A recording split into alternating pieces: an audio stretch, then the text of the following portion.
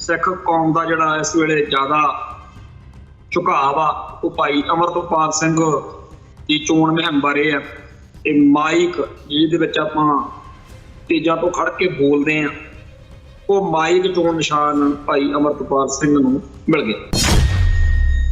आम आदमी पार्टी के लीडर विदेशों में जाके खालिस्तानियां नाल, पंथक सिखां नाल, कौम परस्त सिखां नाल जो गल्लां बातां करते रहे, ਉਹਦੇ ਵਿੱਚ ਸਾਰਿਆਂ ਨੂੰ ਲੱਗਦਾ ਵੀ ਸੀਗਾ ਵੀ ਸ਼ਾਇਦ ਕਾਂਗਰਸ ਨਾਲੋਂ ਜਾਂ ਬਾਦਲ ਦਲ ਨਾਲੋਂ ਇਹ ਕੁਝ ਬਿਹਤਰ ਕਰ ਸਕਣਗੇ। ਇਹ ਆਪਾਂ ਗੁਨਾਹ ਮੰਨ ਲਈਏ ਕਿ ਆਮ ਆਦਮੀ ਪਾਰਟੀ ਦੇ ਪੈਰ ਪੰਥਕ ਜਾਂ ਖਾਲਿਸਤਾਨੀ ਕਹਾਉਣ ਵਾਲੇ ਸਿੱਖਾਂ ਨੇ ਲਵਾਏ। ਹਰੇਕ ਨੂੰ ਇਹ ਲੱਗਦਾ ਸੀਗਾ ਕਿ ਬਾਦਲਕਿਆਂ ਤੇ ਕਾਂਗਰਸ ਤੋਂ ਖਹਿੜਾ ਛੁਡਵਾਉਣ ਦੇ ਲਈ ਨੀਤੀ ਦੇ ਤੌਰ ਦੇ ਉੱਤੇ, ਕਿਉਂਕਿ ਹੋਰ ਤਾਂ ਕਿਸੇ ਤੋਂ ਕੋਈ ਆਸ ਨਹੀਂ, ਚਲੋ ਇਹਨਾਂ ਦਾ ਸਾਥ ਸਹਿਯੋਗ ਦਊ। ਜਿੰਨਾ ਵੱਡਾ ਗੁਨਾਹ ਬਾਦਲਕਿਆਂ ਨੇ ਭਾਗਵੇਂ ਬ੍ਰਿਗੇਡ ਦਾ ਪੰਜਾਬ ਦੇ ਵਿੱਚ ਪੰਥ ਵਿੱਚ ਪੈਰ ਲਵਾ ਕੇ ਕੀਤਾ, ਉਹੋ ਜਿਹਾ ਹੀ ਆਪਾਂ ਪੰਥਕ ਜਾਂ ਖਾਲਿਸਤਾਨੀ ਸਿੱਖਾਂ ਨੇ ਕੀਤਾ। ਜਿੰਨਾ ਕੁ ਪੈਸਾ ਤੇ ਜਿੰਨੀ ਕੁ ਹਮਾਇਤ ਕੇਜਰੀਵਾਲ ਤੇ ਆਮ ਆਦਮੀ ਪਾਰਟੀ ਨੂੰ ਪੰਥਕ ਸੋਚ ਵਾਲਿਆਂ ਨੇ ਦਿੱਤੀ ਹੈ, ਕਦੇ ਕਿਸੇ ਖਾਲਿਸਤਾਨੀ ਧਿਰ ਨੂੰ ਇੰਨੀ ਸਪੋਰਟ ਦਿੱਤੀ ਹੈ? ਜਦੋਂ ਕੌਮ ਦੀ ਪੰਥ ਦੀ ਕੋਈ ਲੜਾਈ ਹੋਵੇ ਉਦੋਂ ਆਪਣੇ ਸਾਰਿਆਂ ਦੇ ਹੁੰਦੇ ਆ ਕਿ ਯਾਰ ਮਾਨਦਲ ਵਾਲੇ ਦੇਖਦੇ ਆ ਕੀ ਕਰਦੇ।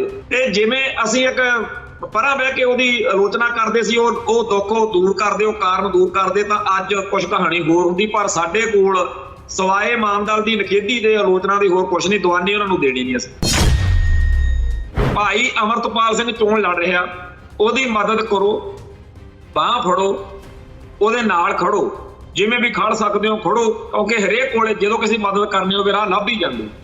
ਇਸੇ ਤਰੀਕੇ ਦੇ ਹੋਰ ਬਹੁਤ ਸਾਰੇ ਸਿੰਘ ਨੇ ਜਿਨ੍ਹਾਂ ਦੀ ਮਦਦ ਕਰਨੀ ਚਾਹੀਦੀ ਹੈ। 1950 ਤੋਂ ਵੋਟਾਂ ਜਦੋਂ ਤੋਂ ਪੈਣ ਲੱਗੀਆਂ ਨੇ, ਮੈਨੂੰ ਨਹੀਂ ਲੱਗਦਾ ਹੈਗਾ ਕਦੇ ਇਦੋਂ ਵੱਧ ਵੋਟਾਂ, ਇਦੋਂ ਵੱਧ ਸੀਟਾਂ ਪੰਜਾਬ 'ਚ ਅਕਾਲੀਆਂ ਨੂੰ ਕਦੇ ਮਿਲੀਆਂ ਹੋਣ, ਕਦੇ ਨਹੀਂ ਮਿਲੀਆਂ ਹੋਣ। ਤੇ ਇਹ ਆਪਣੀ ਕੌਮ ਆ ਜਿਹਨੇ 92 ਵਿਧਾਇਕ ਆਮ ਆਦਮੀ ਪਾਰਟੀ ਨੂੰ ਦਿੱਤੇ, MP ਦਿੱਤੇ, ਪੈਸਾ ਦਿੱਤਾ, ਤੇ ਸਾਰਾ ਕੁਝ ਕਰਕੇ ਆਪਾਂ ਕੀਤਾ ਕੀ ਆ ਵੀ ਸਾਡੇ 76 ਫੇਰੋ। TV 84 ਉੱਤੇ ਪ੍ਰੋਗਰਾਮ ਖਬਰ ਦੀ ਖਬਰ ਦੇਖ ਰਿਹਾ ਹੈ ਸਾਰੇ ਦਰਸ਼ਕਾਂ ਨੂੰ ਮੈਂ ਸਰਬਜੀਤ ਸਿੰਘ ਘੁਮਾਣ ਫਤਿਹ ਅੱਜ ਕਰਦਾ ਜੀ। ਵਾਹਿਗੁਰੂ ਜੀ ਕਾ ਖਾਲਸਾ, ਵਾਹਿਗੁਰੂ ਜੀ ਕੀ ਫਤਿਹ। ਤੋ ਲੋਕ ਸਭਾ ਚੋਣਾਂ ਦੇ ਵਿੱਚ ਅੱਜ ਚੋਣ ਨਿਸ਼ਾਨ ਜਿਹੜੇ ਆ ਉਹ ਮਿਲ ਗਏ ਆ, ਤੇ ਸਾਡੇ ਬਹੁਤੇ ਸਿੱਖ ਕੌਮ ਦਾ ਜਿਹੜਾ ਇਸ ਵੇਲੇ ਜ਼ਿਆਦਾ ਝੁਕਾਵ ਆ ਉਹ ਭਾਈ ਅਮਰਤਪਾਲ ਸਿੰਘ ਦੀ ਚੋਣ ਮੁਹਿੰਮ ਬਾਰੇ ਆ। ਤੇ ਮਾਈਕ ਜਿਹਦੇ ਵਿੱਚ ਆਪਾਂ ਤੇਜਾਂ ਤੋਂ ਖੜ ਕੇ ਬੋਲਦੇ ਆ, ਉਹ ਮਾਈਕ ਚੋਣ ਨਿਸ਼ਾਨ ਭਾਈ ਅਮਰਤਪਾਲ ਸਿੰਘ ਨੂੰ ਮਿਲ ਗਿਆ। ਤੇ ਇਸ ਮੌਕੇ ਜਿਹੜੇ ਭਾਈ ਅਮਰਤਪਾਲ ਸਿੰਘ ਦੇ ਸਮਰਥਕ ਨੇ ਸੋਸ਼ਲ ਮੀਡੀਆ ਦੇ ਉੱਤੇ ਇਹ ਪ੍ਰਚਾਰ ਮਾਈਕ ਚੋਣ ਨਿਸ਼ਾਨ ਦਾ ਕਰ ਰਹੇ। ਤੇ ਇਸ ਵਾਰ ਤਕਰੀਬਨ ਚਾਰੇ ਪਾਸੇ ਇਸ ਗੱਲ ਦੀ ਚਰਚਾ ਹੋ ਰਹੀ ਆ, ਜਿਹੜਾ ਮੇਨ ਸਟ੍ਰੀਮ ਮੀਡੀਆ ਉਹਦੇ ਵਿੱਚ ਵੀ ਇਹ ਚਰਚਾ ਛਿੜਪੀ ਹੈ ਕਿ ਇਸ ਵਾਰ ਜਿਵੇਂ ਪਿਛਲੀਆਂ ਚੋਣਾਂ ਮੌਕੇ ਵਿਦੇਸ਼ਾਂ ਦੀ ਸਿੱਖ ਸੰਗਤ ਬਹੁਤ ਦਿਲਚਸਪੀ ਲੈਂਦੀ ਰਹੀ ਹੈ, ਇਸ ਵਾਰ ਉਹੋ ਜਿਹੀ ਕੋਈ ਗੱਲ ਦਿਖਦੀ। ਇਹ ਜਿਹੜੀ ਗੱਲ ਆ ਉਹ ਅਸੀਂ ਵੀ ਪਿਛਲੇ ਦਿਨਾਂ 'ਚ ਮਹਿਸੂਸ ਕਰਦੇ ਰਹੇ ਹਾਂ। ਤੇ ਆਪਾਂ ਨੂੰ ਤਾਂ ਇਹ ਵੀ ਪਤਾ ਵੀ ਜਿੱਥੇ ਅਸੀਂ ਇਲਜ਼ਾਮ ਲਾਉਂਦੇ ਆ ਵੀ RSS ਦੇ, BJP ਦੇ, ਭਾਗਵੇਂ ਬ੍ਰਿਗੇਡ ਦੇ ਹਿੰਦੂ ਕੱਟੜਵਾਦ ਦੇ ਪੈਰ ਪੰਜਾਬ ਦੇ ਵਿੱਚ ਪੰਥਕ ਸਭਾ ਦੇ ਵਿੱਚ ਬਾਦਲਕਿਆਂ ਨੇ ਲਵਾਏ ਆ, ਇਹ ਉਹਨਾਂ ਦਾ ਗੁਨਾਹ ਵਾ। ਕਿ ਉੱਥੇ ਹੁਣ ਤੱਕ ਤਾਂ ਡਰਦੇ ਜਗਦੇ ਕਹਿੰਦੇ ਸੀਗੇ, ਪਰ ਹੁਣ ਇਹ ਗੱਲ ਸਾਨੂੰ ਕਹਿਣੀ ਚਾਹੀਦੀ ਆ, ਕਿਉਂਕਿ ਹੁਣ ਤਾਂ ਸਾਬਤ ਹੀ ਹੋ ਗਿਆ ਵੀ ਆਮ ਆਦਮੀ ਪਾਰਟੀ ਕੀ ਨਿਕਲੀ ਆ। ਤੇ ਇਹ ਆਪਾਂ ਗੁਨਾਹ ਮੰਨ ਲਈਏ ਕਿ ਆਮ ਆਦਮੀ ਪਾਰਟੀ ਦੇ ਪੈਰ ਪੰਥਕ ਜਾਂ ਖਾਲਿਸਤਾਨੀ ਕਹਾਉਣ ਵਾਲੇ ਸਿੱਖਾਂ ਨੇ ਲਵਾਏ। ਉਹਨਾਂ ਦਿਨਾਂ ਦੇ ਵਿੱਚ ਹਰੇਕ ਨੂੰ ਇਹ ਲੱਗਦਾ ਸੀਗਾ ਕਿ ਬਾਦਲਕਿਆਂ ਤੇ ਕਾਂਗਰਸ ਤੋਂ ਖਹਿੜਾ ਛੁਡਵਾਉਣ ਦੇ ਲਈ ਨੀਤੀ ਦੇ ਤੌਰ ਦੇ ਉੱਤੇ, ਕਿਉਂਕਿ ਹੋਰ ਤਾਂ ਕਿਸੇ ਤੋਂ ਕੋਈ ਆਸ ਨਹੀਂ, ਚਲੋ ਇਹਨਾਂ ਦਾ ਸਾਥ ਸਹਿਯੋਗ ਦਊ।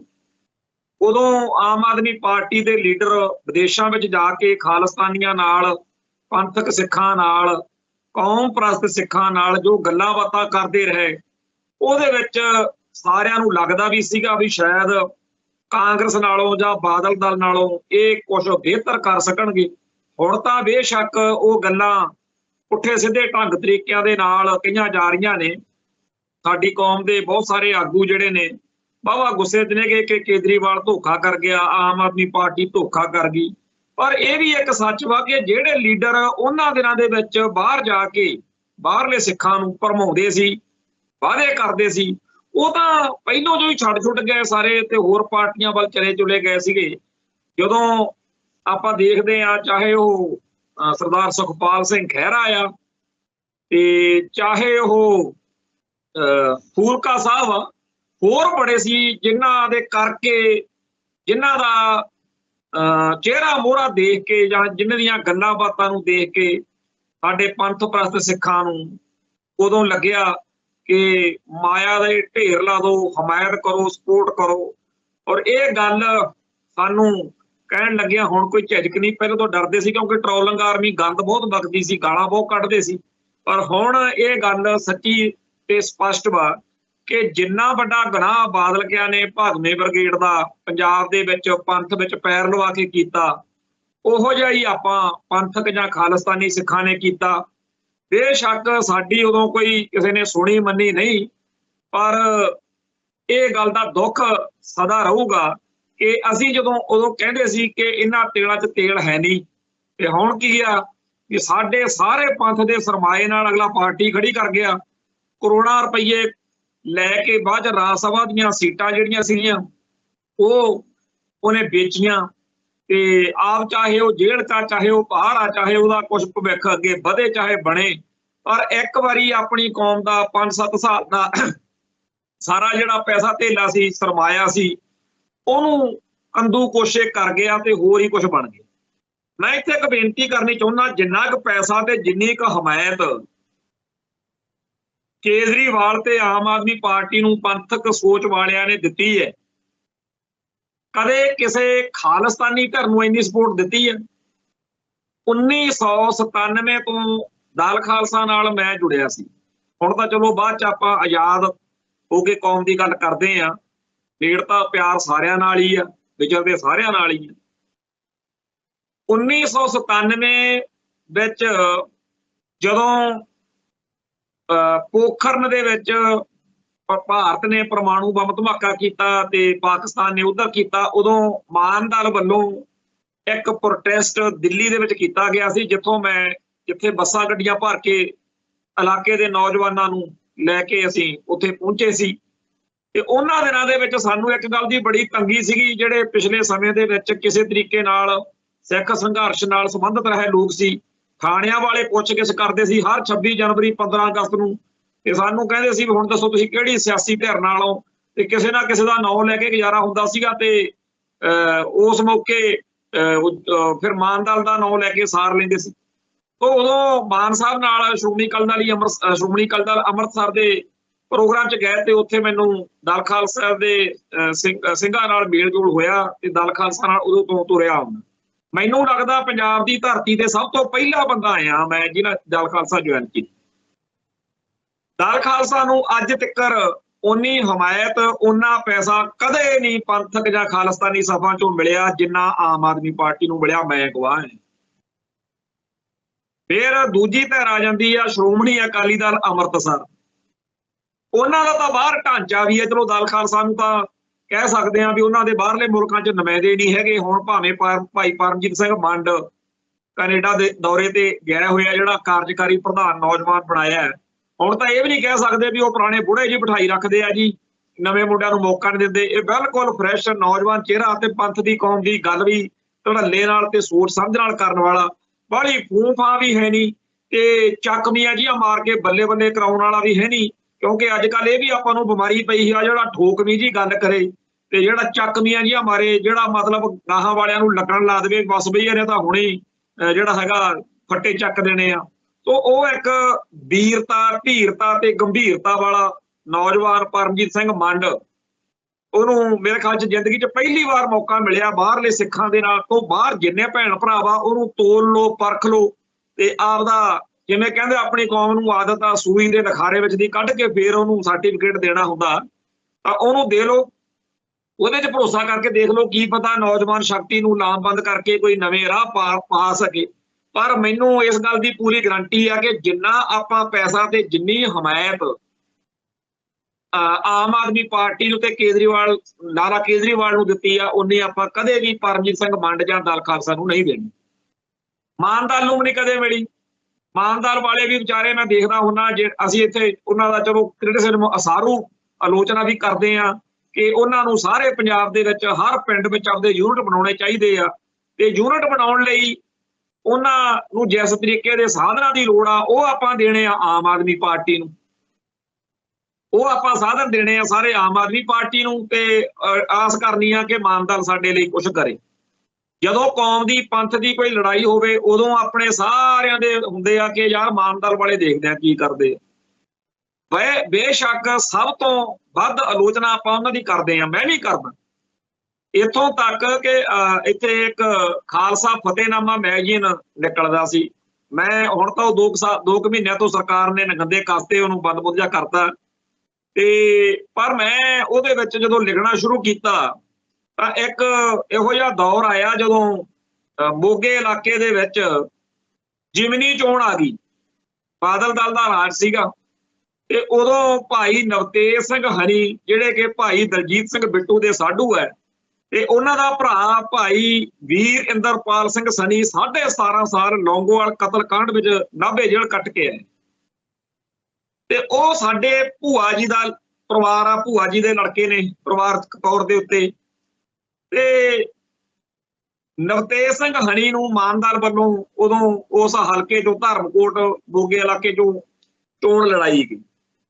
ਹੁਣ ਮੈਂ ਉਦੋਂ ਇਹ ਗੱਲ ਸੋਚੀ ਕਿ ਦੇਖੋ ਜੀ, ਪਰਿਵਾਰ ਜਿਹੜਾ ਹੈ ਉਹ ਕੁਰਬਾਨੀ ਵਾਲਾ, ਉਮੀਦਵਾਰ ਜਿਹੜਾ ਮਾਨਦਲ ਦਾ ਉਹ ਬਿਲਕੁਲ ਨੌਜਵਾਨ ਤੇ ਖਾੜਕੂ ਸਿੱਖ ਸੰਘਰਸ਼ ਵਿੱਚ ਸਿੱਧੇ ਤੌਰ ਦੇ ਉੱਤੇ ਹਿੱਸਾ ਲਿਆ ਹੋਇਆ ਉਸ ਸਿੰਘ ਨੇ। ਉਹਨੇ ਪਾਕਿਸਤਾਨ ਵੀ ਦੇਖਿਆ ਹੋਇਆ, ਉਹਨੇ ਇੱਥੋਂ ਅਮਰੀਕਾ ਗਿਆ, ਉੱਥੋਂ ਡਿਪੋਰਟ ਕਰਦਾ ਸੀ, ਇੱਥੇ ਉਹਨੂੰ ਬਾਰਡਰ ਦੇ ਉੱਤੇ ਇੱਕ ਨਾਵਦਾ ਸਿੰਘ ਦਾ ਗੋਲੀ ਮਾਰ ਕੇ ਮਾਰਤਾ ਸੀ, ਇੱਥੇ ਸੀਪ ਲੱਗ ਗਈ, ਉਹਨਾਂ ਦੀ ਗਾਹਾਂ ਵਾਲਾ ਬੰਦਾ ਰਲਿਆ ਹੋਇਆ ਸੀਗਾ ਜਿਹੜਾ ਰਾਜਸਥਾਨ ਵਾਲਾ ਬਾਰਡਰ ਵਾ, ਇੱਥੇ ਉਹਨਾਂ ਨੂੰ ਫੜ ਲਿਆ ਗਿਆ ਸੀ। ਤੇ 1995 ਦੀ ਗੱਲ ਆ ਜਦੋਂ ਬਿਆਨ ਤੇ ਪੁੱਛਣ ਵਾਲਾ ਕੰਮ ਹੋਇਆ, ਉਹਨਾਂ ਕੁ ਦਿਨਾਂ ਦੇ ਵਿੱਚ ਬਾਰਡਰ ਕ੍ਰੋਸਿੰਗ ਦੇ ਵਿੱਚ ਪਾਕਿਸਤਾਨ ਤੇ ਉੱਥੋਂ ਆਉਂਦਾ ਉਹ ਫੜਿਆ। ਚਲੋ ਜੇਲ੍ਹ ਕੱਟੀ, ਮੁੜ ਕੇ ਫਿਰ ਮਾਨਦਲ ਜੁਆਇਨ ਕਰਨਾ ਪਿਆ ਤੇ ਇੱਥੇ ਉਹਨੇ ਇਲੈਕਸ਼ਨ ਲੜੀ। ਹੁਣ ਨੌਜਵਾਨ ਚਿਹਰਾ, ਪਰਿਵਾਰ ਕੁਰਬਾਨੀ ਵਾਲਾ, ਉਪਰੰਤ ਉਸ ਪਾਰਟੀ ਦੇ ਵੱਲੋਂ ਉਮੀਦਵਾਰ ਜਿਹਦੇ ਬਾਰੇ ਸਭ ਤੋਂ ਵੱਧ ਲੋਕਾਂ ਨੂੰ ਯਕੀਨ ਆ ਕਿ ਜੀ ਇਹ ਕੌਮ ਪ੍ਰਸਤ ਤੇ ਪੰਥ ਪ੍ਰਸਤ ਬੰਦੇ, ਉਪਰੰਤ ਮਾਨ ਸਾਹਿਬ ਆਪ ਕੁਰਬਾਨੀ ਵਾਲੇ ਮੰਨੇ ਜਾਂਦੇ, ਕੋਈ ਘਾਟ ਨਹੀਂ ਸੀ, ਕੋਈ ਬਾਤ ਨਹੀਂ ਸੀ, ਤੇ ਇਹੋ ਜਿਹੇ ਉਮੀਦਵਾਰ ਨੂੰ ਤਾਂ ਉੱਥੇ ਰਿਕਾਰਡ ਤੋੜ ਵੋਟਾਂ ਨਾਲ ਜਿੱਤਣਾ ਚਾਹੀਦਾ ਸੀ, ਪਰ ਵੋਟਾਂ ਸਾਡੀਆਂ 1000 ਤੋਂ ਉੱਪਰ ਨਹੀਂ ਟੱਪੀਆਂ। ਮੈਂ ਉਦੋਂ ਇਹ ਗੱਲ ਬੜੀ ਮਨ ਤੇ ਲਾਈ ਤੇ ਇੱਕ ਵਿਸ਼ਲੇਸ਼ਣ, ਇੱਕ ਅਨਾਲਿਸਿਸ ਕੀਤਾ ਕਿ ਪੰਥਕ ਧਿਰਾਂ ਹਾਸ਼ੀਏ ਤੇ ਕਿਉਂ ਧੱਕੀਆਂ ਹੋਈਆਂ। ਤੋਂ ਉਦੋਂ ਘੱਟੋ ਘੱਟ ਖਾਲਸਾ ਫਤਿਹਨਾਮਾ ਦੇ 100 ਪੇਜ ਜਿਹੜੇ ਸੀ, 100 ਸਫ਼ੇ ਪੂਰੇ ਮੈਗਜ਼ੀਨ ਦੇ, ਉਹ ਲੜੀਵਾਰ ਛਪਿਆ। ਉਹਦੇ ਵਿੱਚ ਫਿਰ ਇਹ ਪੰਥਕ ਧਿਰਾਂ ਹਾਸ਼ੀਏ ਤੇ ਕਿਉਂ ਧੱਕੀਆਂ ਆਈਆਂ ਨੇ, ਉਹਦੇ ਵਿੱਚ ਮਾਨ ਦਲ ਦੀ ਸਮੁੱਚੀ ਵਰਕਿੰਗ ਦੇ ਉੱਤੇ ਸਰਦਾਰ ਸਿਮਰਨਜੀਤ ਸਿੰਘ ਮਾਨ ਦੇ ਜਾਂ ਮਾਨ ਦਲ ਦੇ ਸਾਰੇ ਕਾਰੋ ਵਿਹਾਰ ਦੇ ਉੱਤੇ ਇੱਕ ਪੜਚੋਲਵੀਂ ਤਿੱਖੀ ਜਿਹੜੀ ਸੀ ਉਹ ਗੱਲ ਲਿਖੀ। ਤੇ ਉਦੋਂ ਭਾਈ ਜਸਕਰਨ ਸਿੰਘ, ਕਾਹਨ ਸਿੰਘ ਵਾਲਾ ਤੇ ਹੋਰ ਜਿਹੜੇ ਉਹਦੇ ਲੀਡਰ ਸੀ ਉਹ ਸਾਰੇ ਪੜ੍ਹਦੇ ਤੇ ਪੜ੍ਹ ਕੇ ਮੈਨੂੰ ਫੋਨ ਕਰਦੇ ਹੁੰਦੇ ਸੀਗੇ ਵੀ ਘੁਮਾਣ ਜੀ, ਅਸੀਂ ਆਹ ਗੱਲਾਂ ਪਾਰਟੀ ਦੇ ਅੰਦਰ ਬਹਿ ਕੇ ਨਹੀਂ ਕਰ ਸਕਦੇ, ਤੁਸੀਂ ਬਹੁਤ ਵਧੀਆ ਕਰ ਰਹੇ ਹੋ, ਇਹ ਗੱਲਾਂ ਲਿਖੋ ਤਾਂ ਕਿ ਸਾਡੇ ਚੋਂ ਇਹ ਨੁਕਸ ਨਿਕਲਣ ਤੇ ਅਸੀਂ ਕੌਮ ਦੀ ਸਭ ਤੋਂ ਜਿਹੜੀ ਸੱਚੀ ਸੁੱਚੀ ਅਗਵਾਈ ਕਰਨ ਵਾਲੀ ਧਿਰ ਬਣ ਸਕੀਏ। ਕਿਉਂਕਿ ਪਾਰਟੀ ਦਾ ਇੱਕ ਜਾਬਤਾ ਹੁੰਦਾ, ਮੈਂ ਆਊਟਸਾਈਡਰ ਸੀ ਤੇ ਮੈਂ ਬੜਾ ਲਿਖਿਆ।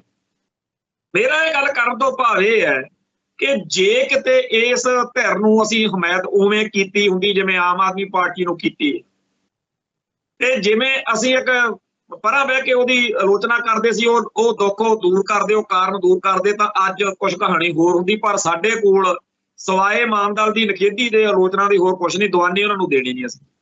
ਉਹਨਾਂ ਦੇ ਪਾਰਟੀ ਜਿਹੜੇ ਆਪਦੇ ਵਰਕਰ ਨੇ ਉਹ ਆ, ਤੇ ਫਿਰ ਆਪਾਂ ਕਹਿੰਦੇ ਆ ਜੋ ਚਿੱਠੀਆਂ ਵੇਚਦੇ ਆ ਉਹ ਫਲਾਨਾ ਕਰਦੇ ਆ। ਹੁਣ ਪਾਰਟੀ ਨੂੰ ਚਲਾਉਣ ਲਈ ਇੱਥੇ ਦਲ ਖਾਲਸਾ ਨਾਲ ਮੈਂ ਰਿਹਾ, ਇੱਥੇ ਜਿਹੜਾ ਦਫ਼ਤਰ ਵਾ ਉਹਦੇ ਵਿੱਚ ਜਦੋਂ ਸ਼ੁਰੂ ਕੀਤਾ ਥੱਲੇ ਅਖਬਾਰ, ਮੈਨੂੰ ਆਦਤ ਸੀ ਮੈਂ ਸਾਰੇ ਅਖਬਾਰ ਜਿੰਨੇ ਛਪਦੇ ਸੀ ਮੈਂ ਸਾਰੇ ਲੈਂਦਾ ਹੁੰਦਾ ਸੀ। ਉਦੋਂ ਤੋਂ ਉਸ ਦਿਨ ਮੈਂ ਸਾਰੇ ਅਖਬਾਰ ਲਏ ਹੋਏ, ਤੇ ਮੈਨੂੰ ਜਦੋਂ ਦਫ਼ਤਰ ਰੁਕਣ ਦਾ ਮੌਕਾ ਸਬੱਬ ਬਣਿਆ, ਨਾਲ ਮੇਰੇ ਹਰਪਾਲ ਸਿੰਘ ਸੀਗੀਆਂ, 3-4 ਸਿੰਘ ਸੀਗੇ, कोई कारज सीगा ते वो थल्ले अखबार बिछा के पक्खा भी नहीं सीगा गर्मियां दे विच, अप्रैल दा महीना सी, थल्ले उदों पैना पिया। तो मैं ये देखदा हुंदा सीगा कि साडे कोले इस तरीके दी कोई माया पकूम है नहीं। तीजी धिर अपने भाई दलजीत सिंह बिट्टू वाला श्रोमणी खालसा दल बनिया, पंच प्रधानी बनिया जां होर, उन्हां वल तां मतलब कि सरकार ने पूरा नगंदा कसिया होया। इस वेले तां हालात ये ने कि पंजाब दे विच कौम परस्त धिरां कोले दवानी नहीं, क्योंकि वो कहते जी स्लीपर सैल पैदा करते हैं, NIA वाले जल्दी घेर लेंदे आ जे किसी ने दवानी भेजती होवे। एक इहो जिहा माहौल सिरज दिता गया कि इन्हां नूं मारो, इन्हां नूं घेरो, बाहरों अंदरों पंथक ते खालिस्तानी सफां दे विच पंजाब दे विच साबका खाड़कूआं नूं जलील करन दा एक जिवें किसी ने ठेका लिया होवे ना, कॉन्ट्रैक्ट लिया होवे भी सोशल मीडिया ते गालां कढो इन्हां नूं, वो चल रहा, जिहदे विच जिहड़े नवां नौजवान खून आ साडा उहनूं उंगल दे के पूरी दी पूरी सिख स्ट्रगल के उत्ते सवालिया निशान लाए जा रहे हैं कि तां एवें मूर्ख बंदे सी, एवें बंदे मारदे फिरदे सी, इन्हां नूं अकल नहीं, मौत नहीं। सो इस तरीके नाल साडी पिछली सिख संघर्ष की सारी जिहड़ी कमाई आ, जिहदे सामने इतिहास आ जिहड़ा वो एक तरीके नाल इह कहंदा कि इह जिवें 18वीं सदी च सिंह लड़े उवें इन्हां ने लड़ के दिखाया 1984 दे घल्लूघारे तो बाद। और ਉਹਦੇ उत्ते आपदे हिसाब नाल किंतु परंतु करन वाली धिर ने बहुत, मेरा बहुत प्यार आ भाई बलजीत सिंह खालसा नाल। जदों रोशन दिमाग किताब लिखनी शुरू की मैं उदों तो घट्टो घट्ट 9 घंटे मेरी गल हुई। मैं उन्होंने इस गल्लों चाहता सी भी ये विवाद नामा ना छिड़े। ते अज जदों मैं गल कहना कईयां नूं तकलीफ हुंदी आ कि उधर तां पिछले साल जनवरी फरवरी के दिनां दे विच भाई परमजीत सिंह पंजवड़ दा कतल करन लई स्टेट कदम दर कदम अगे वध रही सी। इधरों एक किताब लिखी जा रही सी जिहदे विच जदों किताब आवे ते उदों वो किताब पढ़ के सारे लोग पंजवड़ नूं ते होर ਸਿੰਘਾਂ नूं गालां कढण ते पिछले साल आपां देखिया भी किन्नियां गालां गूलां कढीਆਂ गईਆਂ। कुल मिला के आपां ये देख रहे हैं कि खाड़कू खालिस्तानी विचारधारा वालियां ਸਿੰਘਾਂ ਦਾ जौना दुभर कीता पिया, उन्हां नूं गंद बकिया जांदा, उन्हां नूं माड़ा मन्निया जांदा। दवानी देणी किहने आ, जिहड़े कोले ने वो भी हले खोण नूं फिरदे ने। पर धन दे आ ਸਿੰਘ ਜਦੋਂ मिलदे गिलदे हस के टाल दिंदे आ, कहंदे चलो असीं कौम दी सेवा कीती। खैर आपां जिहड़ा मेन नुकता वो ये है कि भाई अमरतपाल सिंह चोण लड़ रहा, ਉਹਦੀ मदद करो, बांह फड़ो, ਉਹਦੇ नाल खड़ो, जिवें भी खड़ सकते हो खड़ो, क्योंकि हरेक कोले जो किसी मदद करनी हो राह लभ ही जाते। इस तरीके के होर बहुत सारे ਸਿੰਘ ने जिन्हां दी मदद करनी चाहिए ते होनी चाहिए। पर यह दुख कदे नहीं जाना कि आम आदमी पार्टी के पैर पंजाब च आपां लवाए, पंथ च लवाए ते जदों 1984 के दरबार साहिब के हमले तो बाद वोटां पईयां, 75 सीटां पंजाब दे विच अकाली दल बरनाले वाले नूं मिलियां सी 75 ते 1950 तो वोटां जदों तो पैण लगियां ने, मैनूं नहीं लगदा हैगा कदे इदों वध वोटां, इदों वध सीटां पंजाब च अकालियां नूं कदे मिलियां होण, कदे नहीं मिलियां होण। ते इह अपनी कौम आ जिन्हें 92 विधायक आम आदमी पार्टी नूं दित्ते, MP दित्ते, पैसा दिता, ते सारा कुछ करके आपां कीता की आ भी साडे 76 फेरो। जिन्ना जलील इन्हां ने कीता चंडीगढ़ के मसले ते जिहड़ा कमल भगवंत मान ने कुटिया वो आपां नूं सब नूं पता है। कहता भी वो कहते जी राजधानी बनाने लई इन्हां नूं, वो कहता जी सानूं भी दे दो, फिर भी तू किहड़े राह तुरिया फिरदा होए। फिर भागड़ा ब्यास मैनेजमेंट खोह लिया, फिर साडा जिहड़ा चंडीगढ़ जिहड़ी यूनीवर्सिटी आ ਉਹਦੇ उत्ते मतलब किहड़ा मसला जिहदे बारे आम आदमी पार्टी ने पंजाब नाल जां पंथ नाल बहवा कीती होवे, हर मोड़ दे उत्ते वो पुठे राह तुरे। ते इस 92 विधायक जिताउण वाली जिहड़ी अपनी सोच आ वो बिल्कुल उवें दी आ। इत्थे मैं अज सरदार कपूर सिंह नाल संबंधित कुछ किताबां पढ़ रहा सी, ਉਹਦੇ ਵਿੱਚ एक साची साखी ਦੇ ਮੂਹਰੇ ਜਿਹੜਾ ਡਾਕਟਰ ਗੰਢਾ ਸਿੰਘ ਵਾਲਾ ਲੇਖ ਆ ਉਹਦੇ ਅੰਤ ਤੇ ਲਾਈਨਾਂ ਸੀਗੀਆਂ ਵੀ ਜਦੋਂ ਉਧਰ ਆਪਣੇ ਬੰਦੇ ਜਾਂਦੇ ਆ ਇਹ ਤੋਂ ਬਾਅਦ ਵਿੱਚ ਆਪਣੇ 47 ਤੋਂ ਬਾਅਦ ਵਿੱਚ ਜਦੋਂ ਉਹ ਇਹ ਦੇਖਦੇ ਆ ਕਿ ਸਿੱਖਾਂ ਨਾਲ ਉੱਥੇ ਬੜੀ ਮਾੜੀ ਹੋਈ ਪਾਕਿਸਤਾਨ ਭਾਰਤ ਵਿੱਚ, ਤਾਂ ਉੱਥੇ ਦੇ ਜਿਹੜੇ ਲੋਕ ਨੇ ਫਿਰ ਉਹ ਤਾਨੇ ਮਿਹਣੇ ਵਾਂਗੂ ਜਾਂ ਮਾਈਆਂ ਬੀਬੀਆਂ ਉੱਤੇ ਮੋਹ ਨਾਲ ਜਾਂ जिवें अपनी आदत भी ला के गल जी करनी उवें वो गल्लां करदे आ लोग। वो की कहंदे आ वो गल ही अज साडे ते ढुकदी है। कहंदे इत्थों तक कि एक मुसलमान सज्जण ने यह बेग सुन के सिखां नूं ताना मारिया कि भाजी आ हन वो लोग जिन्हां दे झूठे वादियां ते बेबुनियाद भरोसियां कारण तुसीं साडे ते इतवार नहीं सी कीता ते अपना पुराना झुग्गा चौड़ करा लिया सी ते नवां इन्हां बनन नहीं देना। ये 1947 तो बाद किसी मुसलमान ने किसी सिख नूं ये मिहणा मारिया सी ते हुण आपां बादलकियां ते कांग्रसियां तो खਹਿੜਾ छुडाउण दे लई जिहड़ी आपां दरां दे विच किक्कर बीज के बह गए आ, कंडियां वाली बेरी ला के बह गए आ, आम आदमी पार्टी हुण इहदी जान नूं रोंदे रहियो। ये बिल्कुल 1947 वांगू आपां गलती कीती। मैं भारती मुख धारा नूं मत्था टेकण वालियां नूं जां इस सिस्टम नूं इस निजाम नूं प्रवान नहीं कर पाया ते होर भी अपने बहुत सारे भैन भरा खालिस्तान के नारे नूं लैके इस पासे वल आए। पर जेकर किसी ने वोटां वाला काम करना ही है, जे आपां उहदी हमायत करनी हुई है, फिर मानदाल वाले जां होर जिहड़े इत्थे फिरदे अपने पंथक तौर ते उन्हां दी कर लेया करो। काहनूं आम आदमी पार्टी वाले राह पै गए। खैर जिहड़ा बीत गया सो बीत गया, हुण ही अकल कर लीए, हुण ही आपां सियाणप वरत लीए। पर यह गल फिर आ बई आपां नूं आपदे आप नूं पूरा मौका जिहड़ा हैगा निरखण दा परखण दा बंदे नूं जिहड़ा हैगा दिया करिए ते फिर डट के हमायत करिया करिए। आम आदमी पार्टी वाला मनो ना मनो अपने नाल अगला बदंगी खेड गया ते हुण आपां एवें चीज़ जिन्ना मर्जी करी चलो, होई अपने नाल माड़ी आ ते ये जिन्नी जल्दी मान लीए उन्ना ही वधिया। खैर अज दे इत्थे अखबारां दे विच एक खबर छपी है कि भाई निज्जर दा जिहड़ा चौथा कातल आ उहनूं अदालत च पेश किया गया ते उहदे बारे जिहड़ी गलबात आई है बई वो पहला 26 मार्च 2023 नूं पिछले साल किसी मसले च सरी च फड़िया गया सी ड्राइविंग करदा होया। जिहड़ा अमनदीप आ पिंड महमदपुर संगरूर जिले का भूरी कोल दा ये बंदा उत्थे 26 मार्च नूं 23 नूं फड़िया जांदा, 16 जून नूं ये रिहा हुंदा ते उतों ये आउंदा सरी ते सरी आके ये बेसमेंट च ठहरदा ते 17 नूं पहुंचिया होना जे 16 नूं निकलिया ते 18 नूं ये वारदात हो जाती है। इहदा मतलब ये है कि ये जिहड़ी प्लैनिंग आ ये उहदे जेल जाण तो पहला तां सौदेबाजी चलदी सी। मतलब कि मार्च 2023 नूं जदों ये अमनदीप सिंह फड़िया जांदा उदों पहला कोई गल चलदी चलाउंदी होनी है उहदी टीम नाल जां जिहड़े जिन्हां नूं सुपारी दित्ती गई, जिहड़े भारती एजेंटां ने इन्हां इंडियन टैरोरिस्टां नूं गाह सौदा दित्ता भी तुसीं आह कतल करना। ये गल तां उहनां दी फरवरी मार्च च पहिलों सिरे चढ़ी होनी है। सो ये भी गल पहले ही डन होई होनी है भी बाकी तैयारी होई पई आ, बस तूं बाहर निकल। क्योंकि ये गल आखी जाती है कि ये जिहड़ा चौथा फड़िया अमनदीप इहने उस टाइम पिस्टल नाल फायर कीते आ ते इहदा जिहड़ी रहायश सी सरी दे विच ओह उस गुरुद्वारा साहिब तो जिथे ये घटना वापरी, जिथे जथेदार निज्जर दा कतल होया, उतों 6 मिनट की दूरी ते उत्थे बेसमेंट ते रहिंदा सी। सो उत्थे ये 16 जून नूं निकलदा, 17 नूं उत्थे बेसमेंट च पहुंचदा, 18 नूं ये वारदात करदा, उतों फिर ओंटारीओ नूं भज गया ते ब्रैंपटन रहा ते उतों फिर 3 नवंबर नूं किसी होर वारदात के संबंध विच गिरफ्तार हो गया। हुण ये जेल च सीगा जिथे आ जदों बाकी सारे फड़े आ उत्थों दी सरकार ने तां इहदा भी नंबर लग गया। पर ये जिहड़ा बंदा ये चिर तो इस कतल दे विच जिम्मेवार जिहड़ा सीगा ते ये भी एक इत्थे आपां नूं पता भी उदों पहला चर्चा हुई सी कि एजेंसियां ने जथेदार निज्जर नूं वार्न कीता सी, दस्सिया सी कि ये गल कोई चल रही है। ते एक ये भी गल चली सी कि जथेदार निज्जर दी कार दे हेठां कुछ लाया होया सीगा इहो जिहा संद जिहदे नाल पता लगदा रहे ट्रैकर भी इधर इधर नूं गड्डी जांदी आ।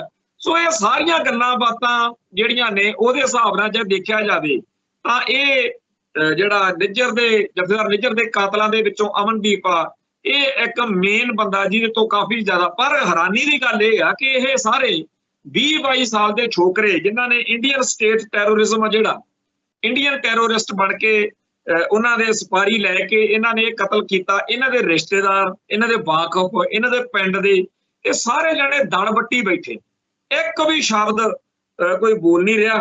ਤੇ ਇੱਥੇ ਆਮ ਜਦੋਂ ਕੋਈ ਵਾਰਦਾਤ ਹੋ ਜਾਵੇ, ਮੰਨ ਲਓ ਕੋਈ ਮੇਰੇ ਵਰਗੇ ਦਾ ਕੋਈ ਮਸਲਾ ਬਣ ਜੇ, ਇੱਥੇ ਮੀਡੀਆ ਵਿਰੋਧੀ ਬਹੁਤ ਡੌਂਡੀ ਪਿੱਟਦਾ। ਪਰ ਇੱਥੇ ਭਾਰਤੀ ਮੀਡੀਆ, YouTube ਚੈਨਲਾਂ ਵਾਲੇ ਜਾਂ ਮੇਨ ਸਟ੍ਰੀਮ ਜਿਹਨੂੰ ਮੀਡੀਆ ਕਹਿੰਦੇ ਆ, ਉਹ ਸਾਰੇ ਦੇ ਸਾਰੇ ਇਸ ਮਸਲੇ ਤੇ ਜਿਹੜੀ ਸਰਕਾਰੀ ਖਬਰ ਆਉਂਦੀ ਆ ਉਹ ਚੇਪ ਦਿੰਦੇ ਆ ਤੇ ਪੂਰਾ ਖਿਆਲ ਰੱਖਦੇ ਆ ਵੀ ਇਹਨਾਂ ਦੇ ਹੱਕ ਵਿੱਚ ਹੀ ਹਮਦਰਦੀ ਦੀ ਲਹਿਰ ਜੇ ਬਣ ਸਕਦੀ ਆ ਤਾਂ ਬਣਾਈ ਜਾਵੇ ਜਿਹੜੇ ਕਾਤਲ ਨੇ।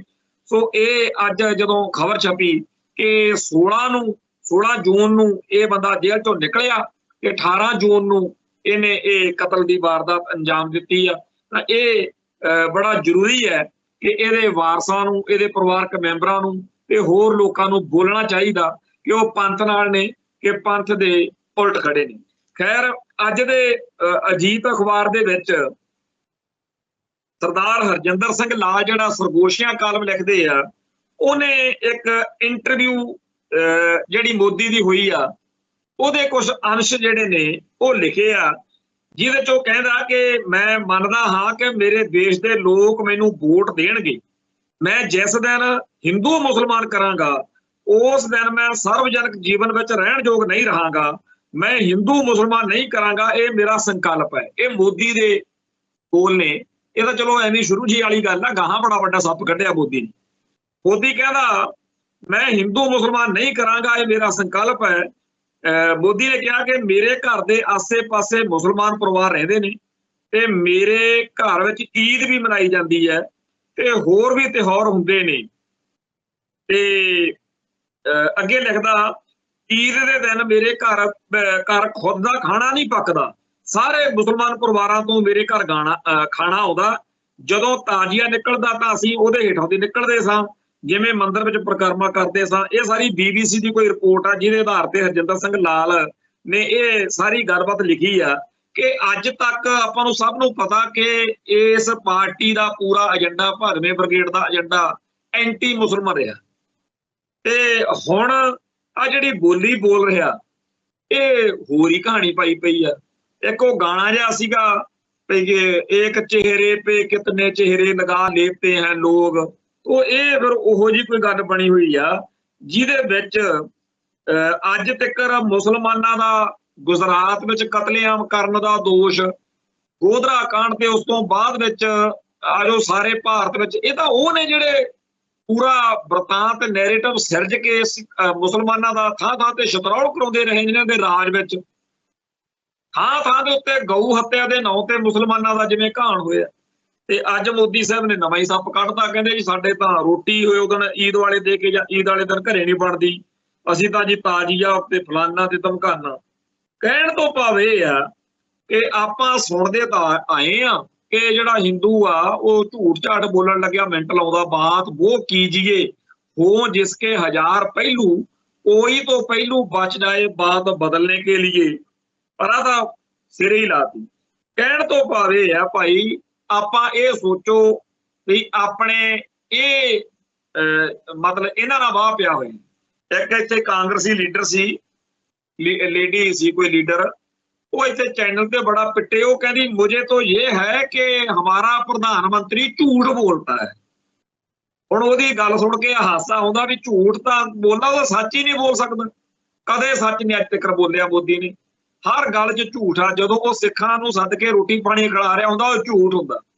ਤੇ ਆ ਕਿਸਾਨਾਂ ਦਾ ਜਿਵੇਂ ਜਿਸ ਤਰੀਕੇ ਨਾਲ ਘਾਣ ਕੀਤਾ, ਜਿਸ ਤਰੀਕੇ ਨਾਲ ਕਿਸਾਨੀ ਦਾ, ਔਰ ਕੱਲ ਵੀ ਆਪਾਂ ਗੱਲ ਕਰਦੇ ਸੀ ਕਿ ਪੰਜਾਬ ਦੇ ਵਿੱਚ ਟਕਰਾਅ ਵੱਧ ਰਿਹਾ। ਹੁਣ ਉਹਨੇ ਲਾਰਿਆਂ ਨੂੰ ਪੰਪ ਮਾਰਤਾ BJP ਵਾਲਿਆਂ ਨੇ ਵੀ ਚੱਕ ਦੋ ਫੱਟੇ।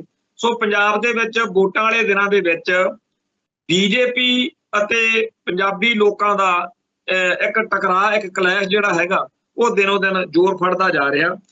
ਤੇ ਇੱਕ ਗੱਲ ਇੱਥੇ ਹੋਰ ਆ ਕਿ ਸਰਦਾਰ ਹਰਜਿੰਦਰ ਸਿੰਘ ਲਾਲ ਨੇ ਲੰਬੀ ਚੌੜੀ ਭਾਈ ਅਮਰਤਪਾਲ ਸਿੰਘ ਦੇ ਬਾਰੇ ਗੱਲ ਲਿਖਣ ਤੋਂ ਬਾਅਦ ਇਹ ਕਿਹਾ ਕਿ ਭਾਈ ਅਮਰਤਪਾਲ ਸਿੰਘ ਨੂੰ ਆਪਦਾ ਚੋਣ ਮਨੋਰਥ ਪੱਤਰ ਜਾਰੀ ਕਰਨਾ ਚਾਹੀਦਾ ਕਿ ਉਹ ਲੋਕ ਸਭਾ ਚੋਣ ਕਿਉਂ ਲੜ ਰਹੇ ਨੇ, ਉਹ ਜਿੱਤਦੇ ਨੇ ਤਾਂ ਇਸ ਦਾ ਕੌਮ ਨੂੰ ਕੀ ਫਾਇਦਾ ਹੋਏਗਾ ਤੇ ਉਹ ਪਾਰਲੀਮੈਂਟ ਵਿੱਚ ਪੰਥ ਅਤੇ ਪੰਜਾਬ ਦੇ ਵੱਖ-ਵੱਖ ਮੁੱਦਿਆਂ ਉੱਤੇ ਕੀ ਸਟੈਂਡ ਲੈਣਗੇ ਤਾਂ ਕਿ ਲੋਕਾਂ ਤੇ ਖਾਸ ਕਰਕੇ ਸਿੱਖ ਉਹਨਾਂ ਦਾ ਨੁਕਤਾ ਨਿਗਾਹ ਸਮਝ ਸਕਣ। ਤੋ ਇਹ ਜਿਹੜੀ ਗੱਲ ਚੱਲ ਰਹੀ ਹੈ ਕਿ ਭਾਈ ਅਮਰਤਪਾਲ ਸਿੰਘ ਆਪਦਾ ਚੋਣ ਮੈਨੀਫੈਸਟੋ ਜਾਰੀ ਕਰੇ ਇਹਦੀ ਗੱਲ ਲਾਲ ਸਾਹਿਬ ਦੀ ਬੜੀ ਸੋਹਣੀ ਜੀ ਲੱਗਦੀ ਆ, ਪਰ ਇੱਥੇ ਅੱਜ ਤੱਕ ਮੈਨੀਫੈਸਟੋ ਤੇ ਖੜਾ ਕੌਣ? ਮੈਨੀਫੈਸਟੋ ਕੋਈ ਅਰਥ ਰੱਖਦੀ ਚੀਜ਼ ਤਾਂ ਹੁਣ ਰਿਹਾ ਹੀ ਨਹੀਂ, ਇਹ ਤਾਂ ਐਵੇਂ ਸ਼ੋਸ਼ੇਬਾਜ਼ੀ ਜੀ ਆ। ਤੇ ਗੱਲ ਇਹ ਹੈਗੀ ਆ ਕਿ ਜੇਕਰ ਇਸ ਪਾਰਲੀਮੈਂਟ ਦੇ ਰਾਹੀਂ ਜਾਂ ਅਸੈਂਬਲੀ ਦੇ ਰਾਹੀਂ ਕੋਈ ਕੁਝ ਬਣਦਾ ਹੋਵੇ ਤਾਂ ਕੰਮ ਹੀ ਬੜਾ ਸੌਖਾ। ਜੇ ਸਾਡੀ ਕੌਮ ਆਮ ਆਦਮੀ ਪਾਰਟੀ ਖੜੀ ਕਰਕੇ 92 ਵਿਧਾਇਕ ਇਹਨੂੰ ਦੇ ਸਕਦੀ ਆ, ਤਾਂ ਪੰਜਾਬ ਦੇ ਵਿੱਚ ਪੰਥਕ ਸੋਚ ਵਾਲੇ ਇਹੋ ਜਿਹਾ ਹੈ 100 MLA ਵੀ ਜਿਤਾ ਸਕਦੀ ਹੈ ਕੌਮ, ਤੇ 13 ਦੇ 13 ਇਹੋ ਜਿਹੇ ਕੌਮ ਪ੍ਰਸਤ ਪੰਥ ਪ੍ਰਸਤ ਮੈਂਬਰ ਪਾਰਲੀਮੈਂਟ ਵੀ ਜਿਤਾ ਸਕਦੀ ਹੈ। ਪਰ ਦਿੱਲੀ ਦਰਬਾਰ ਲਈ ਇਹ ਚੀਜ਼ਾਂ ਕੋਈ ਅਰਥ ਨਹੀਂ ਰੱਖਦੀ। ਚੋਣ ਮੈਨੀਫੈਸਟੋ ਆਪਾਂ ਉਹ ਸਾਰੀਆਂ ਗੱਲਾਂ ਕਹਿ ਦਾਂਗੇ ਜਿਹੜੀਆਂ ਭਾਰਤ ਸਰਕਾਰ ਨੂੰ ਮਨਜ਼ੂਰ ਹੋਣ, ਕਿਉਂਕਿ ਜਦੋਂ ਸਹਿਮਤੀ ਹੋਵੇ ਵੀ ਆਪਾਂ ਇੱਕ ਵਾਰੀ ਵੋਟਾਂ ਲੈਣ ਲਈ ਸਾਰਾ ਕੁਝ ਹੀ ਕਰੋ, ਇੱਕ ਵਾਰੀ MLA ਬਣੋ MP ਬਣੋ, ਬਾਅਦ ਦੇਖਾਂਗੇ ਕੀ ਕਰਨਾ। ਤੇ ਜੇ ਇਸ ਤਰੀਕੇ ਨਾਲ ਕੁਝ ਹੋ ਸਕਦਾ ਹੋਵੇ ਤਾਂ ਸੌਦਾ ਮਾੜਾ ਨਹੀਂ, ਪਰ ਸਾਰਿਆਂ ਨੂੰ ਪਤਾ ਵੀ ਚਾਹੇ ਕੋਈ ਇੱਥੇ ਕੁਛ ਮਰਜ਼ੀ ਬਣਿਆ ਫਿਰੇ, ਕੱਖ ਨਹੀਂ ਸੁਣਵਾਈ। ਇਹ ਮੁਲਕ ਦੇ ਵਿੱਚ ਹਮੇਸ਼ਾ ਹੀ ਹਿੰਦੂ ਬਹੁ ਗਿਣਤੀ ਦੀ ਸੋਚ ਚੱਲਦੀ ਆ ਤੇ ਉਹੀ ਚੱਲਣੀ। ਆ ਪਿੱਛੇ ਜੇ ਅਫਜ਼ਲ ਗੁਰੂ ਨੂੰ ਫਾਂਸੀ ਦੇਣੀ ਸੀ, ਕਹਿੰਦੇ ਜੀ ਮੁਲਕ ਦੀ, ਅਸਲ ਵਿੱਚ ਤਾਂ ਹਿੰਦੂਆਂ ਦੀ ਕਹਿਣਾ ਸੀ ਉਹਨਾਂ ਨੇ, ਜੱਜਾਂ ਨੇ, ਅਦਾਲਤ ਨੇ ਕਿਹਾ ਦੇਖੋ, ਕਹਿੰਦੇ ਜੀ ਹਿੰਦੂਆਂ ਦੀ ਬਹੁ ਗਿਣਤੀ ਜਿਹੜੀ ਸੋਚ ਆ ਉਹ ਮੁਲਕ ਦੀ ਸਮੂਹਕ ਚੇਤਨਾ, ਉਹਨੂੰ ਖੁਸ਼ ਕਰਨ ਲਈ, ਉਹਨੂੰ ਸ਼ਾਂਤ ਕਰਨ ਲਈ ਫਾਂਸੀ ਦੇਣੀ ਬਣਦੀ ਹੈ ਉਹਦੇ ਦੀ। ਸੋ ਇਸ ਮੁਲਕ ਦੇ ਵਿੱਚ ਹਿੰਦੂ ਬਹੁ ਗਿਣਤੀ ਨੂੰ ਖੁਸ਼ ਕਰਨ ਲਈ ਮੁਸਲਮਾਨਾਂ ਦਾ ਘਾਣ ਕੀਤਾ ਜਾ ਸਕਦਾ ਹੈ। ਇਸ ਮੁਲਕ ਦੀ ਹਿੰਦੂ ਬਹੁ ਗਿਣਤੀ ਨੂੰ ਖੁਸ਼ ਕਰਨ ਲਈ ਬਾਬਰੀ ਮਸਜਿਦ ਢਾਈ ਜਾ ਸਕਦੀ। ਇਸ ਮੁਲਕ ਵਿੱਚ ਈਸਾਈਆਂ ਦਾ ਘਾਣ ਹੋ ਸਕਦਾ, ਚਰਚ ਉਜਾੜੇ ਜਾ ਸਕਦੇ ਆ, ਈਸਾਈ ਜਿਹੜੀਆਂ ਨਰਸ ਹੁੰਦੀਆਂ ਨੇ ਉਹਨਾਂ ਨਾਲ ਰੇਪ ਕੀਤੇ ਜਾ ਸਕਦੇ ਆ। ਇਸ ਮੁਲਕ ਵਿੱਚ ਸਿੱਖਾਂ ਦੇ ਉੱਤੇ, ਦਲਿਤਾਂ ਦੇ ਉੱਤੇ, ਜਿਹਦੇ ਉੱਤੇ ਮਰਜ਼ੀ ਜ਼ੁਲਮ ਕੀਤਾ ਜਾ ਸਕਦਾ, ਕਿਉਂਕਿ ਮੁਲਕ ਦੀ ਹਿੰਦੂ ਬਹੁ ਗਿਣਤੀ ਨੂੰ ਖੁਸ਼ ਕਰਨਾ। ਤੇ ਜਦੋਂ ਵੀ ਇਸ ਮੁਲਕ ਦੇ ਵਿੱਚ ਆਪਾਂ ਦੇਖਦੇ ਹਾਂ ਬਾਕੀਆਂ ਦੇ ਤਾਂ ਭਾਂਡੇ ਵਿਕੇ ਹੋਏ ਨੇ, ਇਕੱਲੇ ਸਿੱਖ ਨੇ ਜਿਹੜੇ ਆਪਦੀ ਆਜ਼ਾਦ ਹੋਂਦ ਹਸਤੀ ਲਈ ਲੜ ਰਹੇ ਨੇ।